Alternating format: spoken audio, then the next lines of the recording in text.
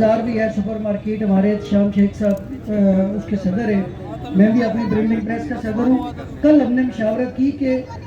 جو آگے اب جو تجاویز چل رہی ہیں، آسان سا ایک تقریب ہم ایسے کر سکتے کہ اگر آپ یہ تجویز لے کے مرکزی کور کمیٹی تک لے جائیں کہ پورے آزاد کشمیر میں اگلے 5-10 دن 15 دن میں یہ جو ہمارا ایجنڈا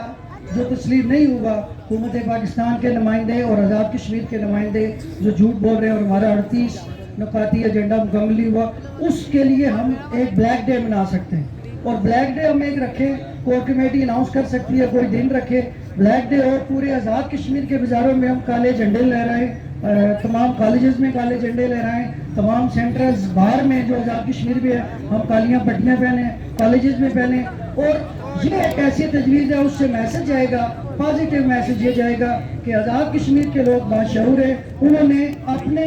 اس ایجنڈے کی جو تکمیل نہیں ہوئی اس کی تکمیل کے لیے یہ بلیک ڈے منا رہے ہیں، اور پورے آزاد کشمیر سے دوبارہ ایک زبردست یکجہتی کا جو اعلان ہوگا اور ہمارے اکٹھے ہونے کا ایک اور میسج جائے گا۔ بہت شکریہ۔